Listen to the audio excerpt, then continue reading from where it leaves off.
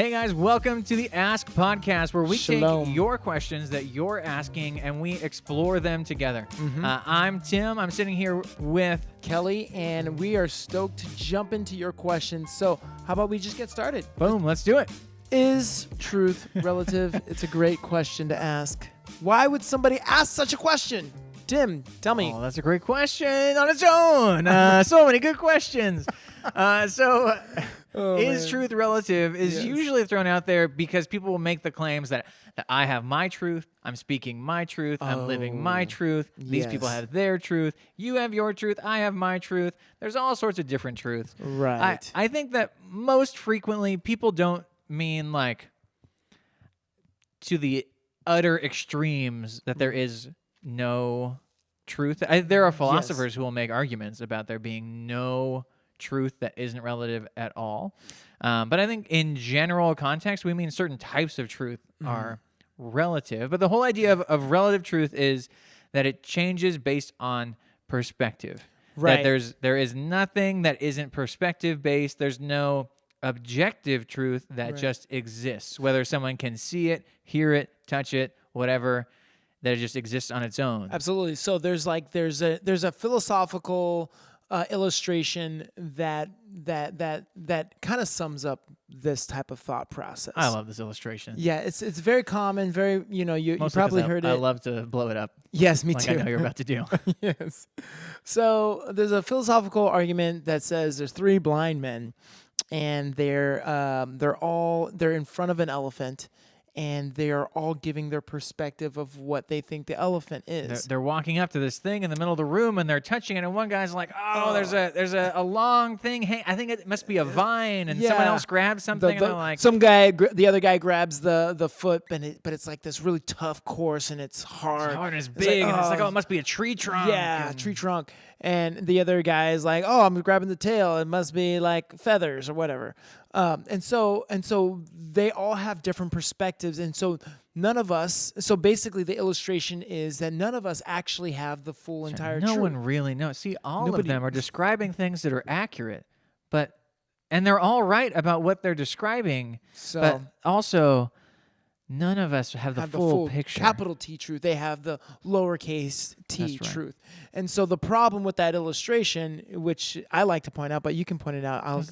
They're all wrong. It's an elephant. If a fourth guy showed up and like touched a part of it and was like, "Hey guys, I'm pretty sure this is an elephant," that guy would just be right. Yeah. Like it's just how you make up the illustration to make all three of these guys wrong. If the one guy grabbing the front who said it was a vine instead was like, "Oh, it's moving on its own. It's grabbing my face. I bet you it's an elephant." Yeah. And the other guy was like, "Oh, this thing I thought was a tree must be its leg. Oh, it's moving. I feel the knee. Oh, you're right. It must be an elephant." Yeah. And the last guy's like, "Oh, this thing I thought was feathers.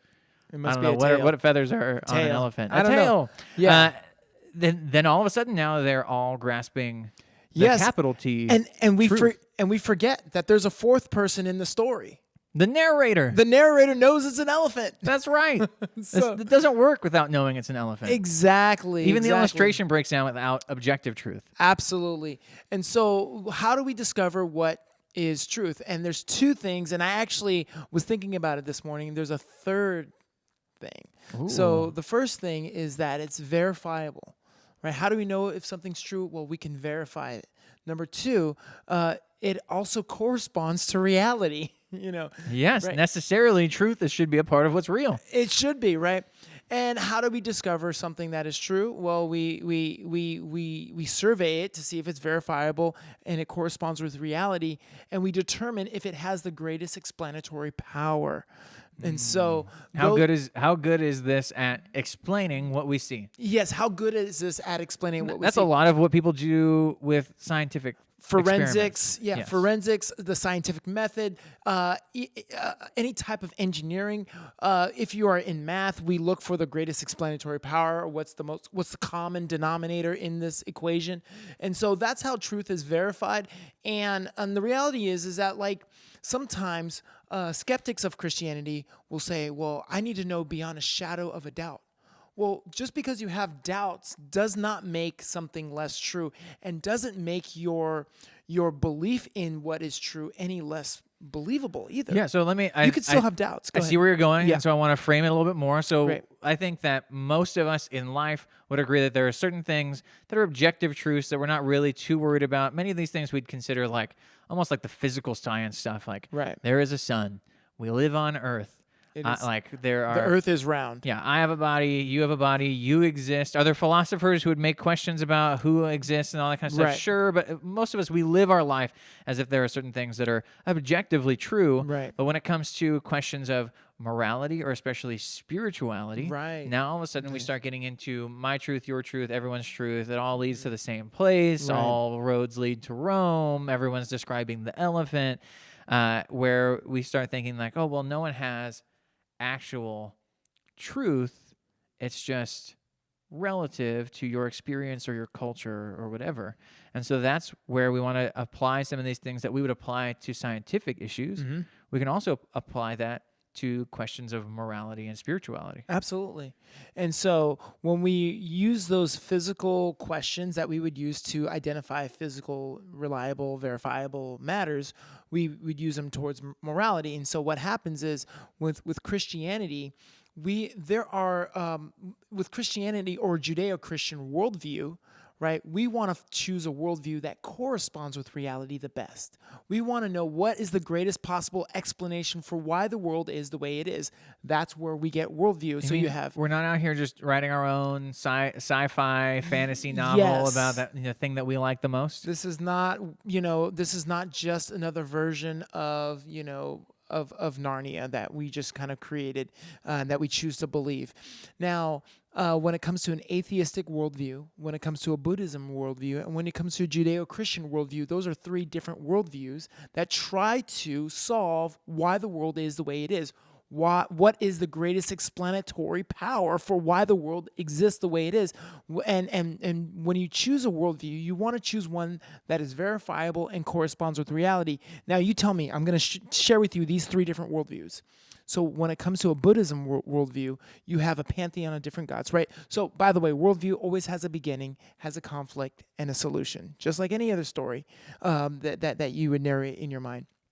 So the beginning for a Buddhism worldview is that the earth and the world around it, there's many gods and there's no beginning or end, right? And the conflict is desire, right? So the more desire you get rid of, the more you actually become more of what you're supposed to be. So the conflict is desire. And so the solution in that worldview is to get rid of desire, right? So in a Buddhism worldview, that's what you have. You have a never-ending, always, God of everything. Desire is the conflict, and getting rid of the desire is the solution. In an atheistic worldview, you don't have a God, right? The only thing that begins to exist is just you have a self-existent universe. And then the conflict is actually religion. And the solution is to get rid of religion. And then in a Judeo-Christian worldview, you have, a God, an intelligent designer who created all things. And the conflict is sin. And the resolution is that Jesus died for our sins, right? And so which worldview seems to correspond best with reality? And that's where we get the Judeo-Christian worldview. And that's why I would decide to follow Jesus as the truth and the way and the life. And Jesus says it himself. I am the way, I am the truth, I am the life. Why would Jesus say he's the truth? Because he himself embodies the greatest explanatory power that corresponds with reality and through the resurrection is verifiable. And so, when it comes to Christian teaching and the witness of the Bible very clearly is built on the idea of there being an objective spiritual truth. And so, as far as it like to be a Christian who is following the Bible, we would say that there is objective truth. Absolutely. And you gave a couple snapshots of some other worldviews and possible like kind of narratives that they have and worldviews that they've set up. Obviously, right now, as we answer this question, we can't dig into each of those worldviews and the intricate nuances. details and all the different Yeah. tensions that can exist there. But what we can say is that what we think is that if you were to take those worldviews and really do the time to understand them completely and what they have to say about the world, and compare that to what the Bible has to say about the world, that You would find out. our experience is that the Bible's story of an intelligent creator making humanity with a purpose, of there being a reason for evil, of there being a solution for evil, of there being a God of love and grace, that I think that, and we both think that corresponds to reality the closest. Some great resources to consider.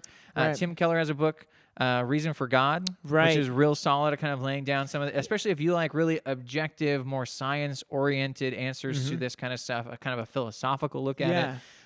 And then the first 4 chapters of N.T. Wright's Simply Christian does a really good job of setting up more of a like a whole picture look of the world. He looks at 4 particular areas of human existence and asks the question of, okay, does the Bible best explain these aspects of human existence? Things like justice and beauty and a couple of others. And so I would highly recommend, depending on which one of those kind of descriptions resonates with you more, whether you're more of like a, hey, lay it out for me logically kind of person, then the Keller book is great. If you're And someone who C.S. likes Lewis. to look at the full picture of things, or is maybe a little bit more like your emotions are a part of your understanding of the world, then I think the N.T. Wright book does a really good job of kind of spinning it that way. And I think both of them are really good at answering that question of why is the Christian worldview, the story of the Bible, why is that reliable as access to real truth? Absolutely. Yeah, because discovering the truth is probably one of the most central needs that we have on earth. See, every religion, every worldview seeks to resolve humans' existential questions of origin, meaning, morality, and destiny. And I hope that our viewers get to resolve this, these quandaries in a way that is so satisfying that they can actually have confidence to go about their day without constantly feeling like they have to be searching for these type of things. Because think about it, if you spend your life constantly searching for the origin of life or the meaning of life or what's truth, which is the morality of life, or where am I going to go when I die, if you're constantly worried about that, it really makes it difficult for you to move forward in making an impact and making a difference for eternity in the lives of people that you love around you. And so my hope is that by looking at some of those resources, people would find themselves confidently in love with the God who loves them, and they're grounded in truth in a way that they can verify themselves and that corresponds to the reality around them unashamedly and unshaken by what happens around them. So I feel like you gave some really great resources. Maybe C.S. Lewis, Mere Christianity. Mere Christianity is great. Yeah. I mean, Simply Christian is sort of written to be like a more modern, I like the readable title. Mere Christianity. Yeah, I like the title too. Mere Christianity is a classic. I loved it a lot. I know some people who've really loved it a lot. I know other people who have cracked it open and been like, what is C.S. Lewis even trying to say? Because it was written by some British guy. Yeah. Given over the radio for us now a long time ago. Yeah, and the crazy thing is that when I listen to it through audio. Oh yeah, I mean that's the way it was originally. So now we're just pretty talking awesome. about Mere Christianity. All right, If you're wondering about there being an objective truth when it comes to spirituality, like look at life. I think most of us would say that there is an objective truth about other things. Yeah. And so why not explore it? If you're still wondering and still searching on that stuff, explore more. Really look into what do the leading atheists have to say about the world? How do they understand it? Yeah, because you still have to resolve that. What do Eastern religions, whether it's Buddhism or Hinduism, what do they understand about the world? There are multiple types of both of those religions, right? They're not monolithic. They don't just believe a singular thing. What are their stories for the world? What is what is Islam's story? What is Judaism's story? Like modern day Judaism, the same beginning as Christianity, but has a different understanding of where we're at now. And so Absolutely. researching those things and comparing them to Yeah. the story of Christianity is where we can begin to start seeing, like, okay, which one best explains reality, which is how we would balance scientific theories. We'd say which one best explains the reality that I experience. Exactly. And just to put a Bible verse cap on this, I think you kind of Seems good. Seems like a good idea. Yeah, but you set me up on this one. So Jeremiah 29:13 says, "If you seek me, you will find me when you seek me with all of your heart." Now, the way we understand the heart, it is the seat of the man. It is your intellect, your will, and emotions. So every part of your faculties, if you are seeking God, you will inevitably find him only if you're willing to be intellectually honest, right? And seek him with all of your faculties. Try it. Try it for a week. Try it for a month. Try it today.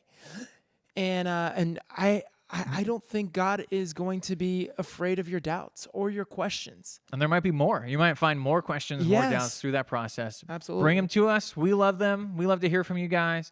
And we love to be able to talk about some of that stuff. We also don't assume that we are able to accurately cap each one of these conversations in 15 or 20 minutes per question. But we love to give you a little bit of just a snapshot into how we've worked this out, Yeah. what it is that we've thought about. Ask us more, probe more, blow up what we say. We would Yeah. love to continue discussing conversation. these things with you guys. Thanks again.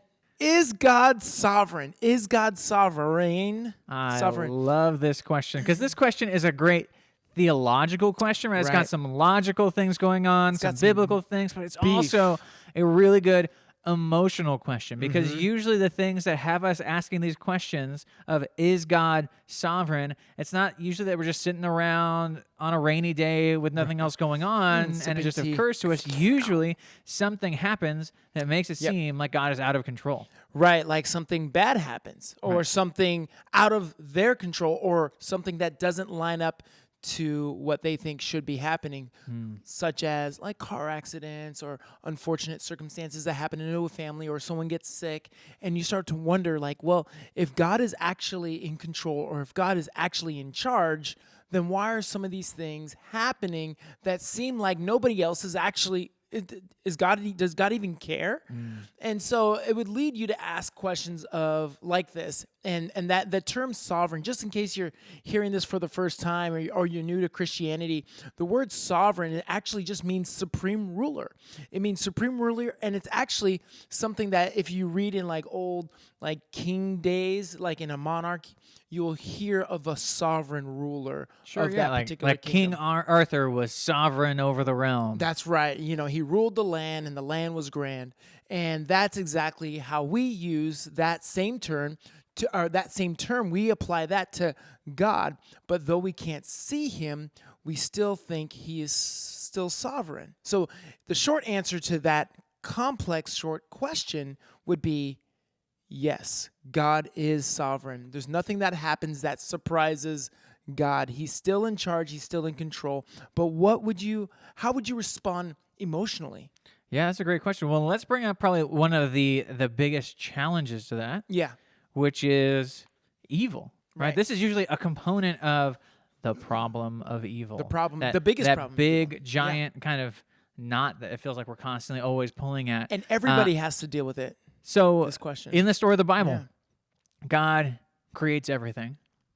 And 3 chapters into that, things go wrong. Evil makes its way into creation. And so the question is, if God is the supreme ruler and he's powerful enough to make everything, is he the cause of evil then? Is he the one who's yeah. causing it? If he's sovereign, if he's did he cause sovereign, the evil? Then he's sovereign over this. Or if the evil just existed, is that a challenge to his sovereignty?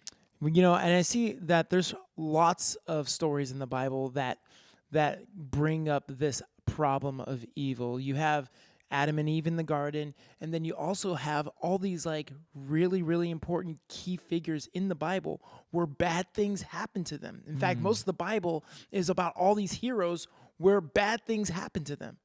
And so, yes, it leaves us, even as the reader, asking, is God even like, in charge of these bad things as well as these great things. And so, and I don't think it's just Christians that deal with this. I think the atheist has to resolve this problem of evil as well. Absolutely, yeah. I think the problem, I think, on the other side is, if I don't believe in a God at all, is evil then just things that I say I don't like, right? And so when something happens that's really bad, if I say that it's evil, is all that I mean that I just really don't like it very much? Yeah. Because I think it's hard from an atheistic standpoint to truly call evil evil. I think it's hard from a theistic, God-believing standpoint to reason out, okay, if there is a God who is all-powerful, all-knowing, everywhere, all-loving, what's going on with evil? Why does that exist? And so I think that's where we come at this from the challenge to his sovereignty, is if he's ruling over everything. And so, Kelly, does God decree the evil actions of people?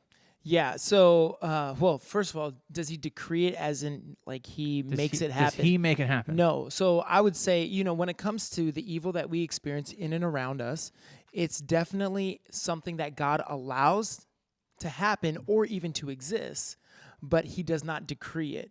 And what God ultimately does with the evil around us is that he actually turns it on its head. He uses evil to defeat evil.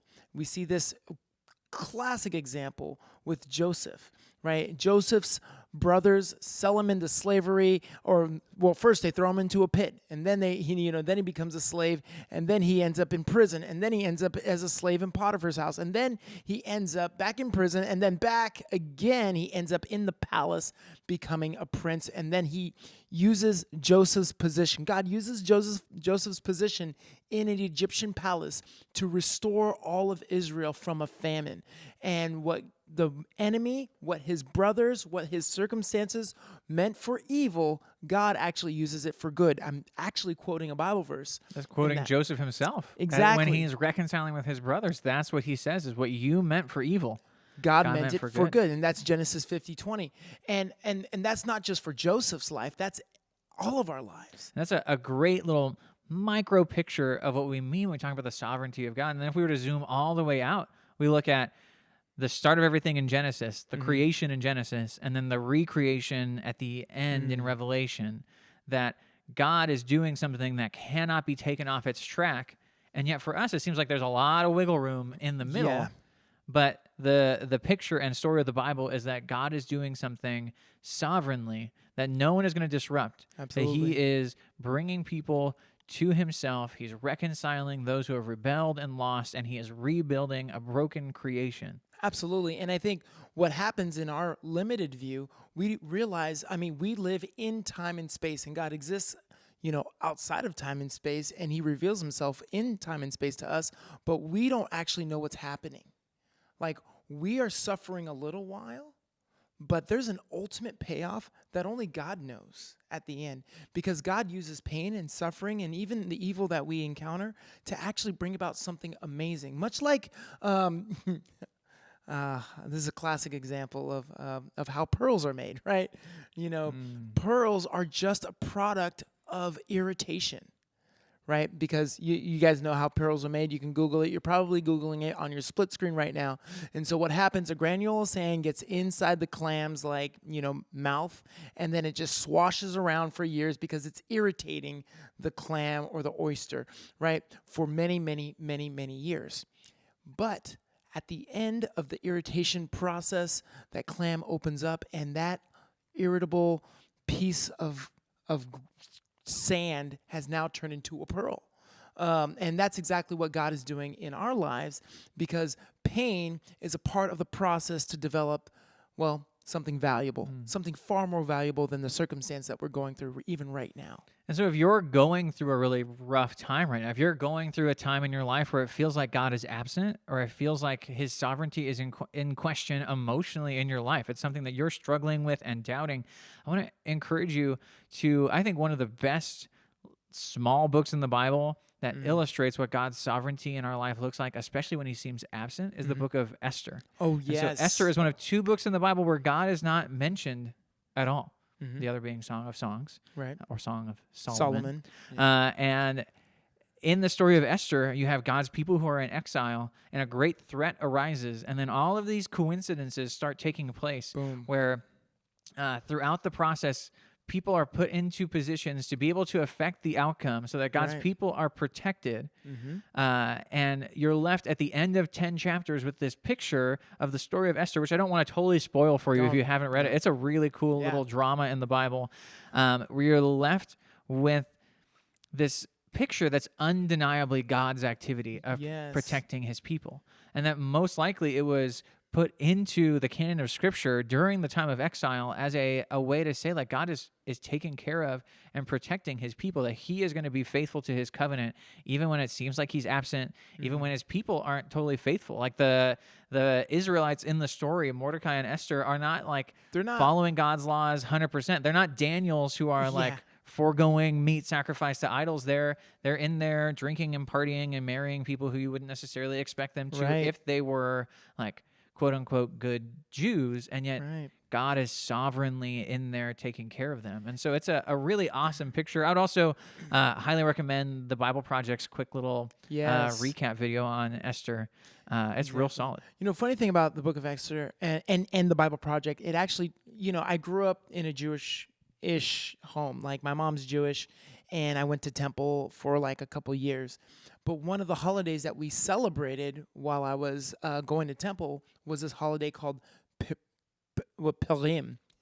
Purim. Purim. Yes. And so Purim is actually a melodrama. It's a a reenactment of what happened here in the Book of Esther. And it wasn't until recently I realized that Purim and Esther were connected, because even to this day, right? Because back then there was no printing press. There was, everything was a very oral tradition. And so in order to actually tell the story of Esther, they made it like a drama, like you would in Greek old-fashioned days. And now they celebrate it still to this day as Purim. And they act out the different characters, and then they drink wine at the end. And then, and then Israel. Wine plays a big part in the story of Wine Esther. is a big part. Well, but it's also a symbol of joy and celebration, because Israel's saved as a result of the work that Mordecai and Esther did.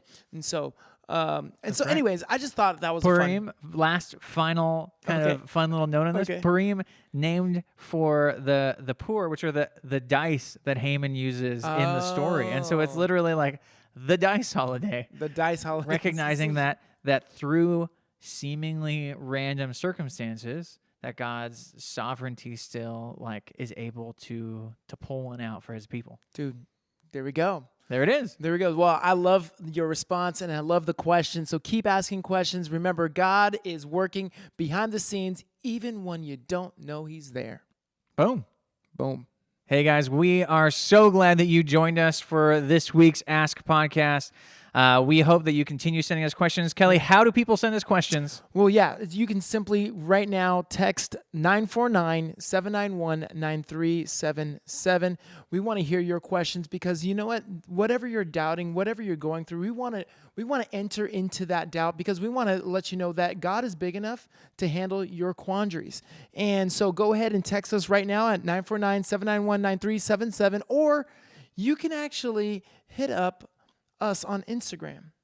If you're in high school and you want to just, slide into the DMs. Yes, our DMs over for Revolution are at HS Revolution. That's where you can find us on Instagram. Kelly, for young adults? Yeah, you can find us at RP Young Adults. Just let us know how we can resolve some of the questions that you have. And maybe we don't have all the answers, but we can point you to the one who does, and that's God's Word. All right. That's right. Thank you guys for joining us. We hope you have a great week, and we'll see you again next week on the Ask Podcast. Hasta la bye-bye.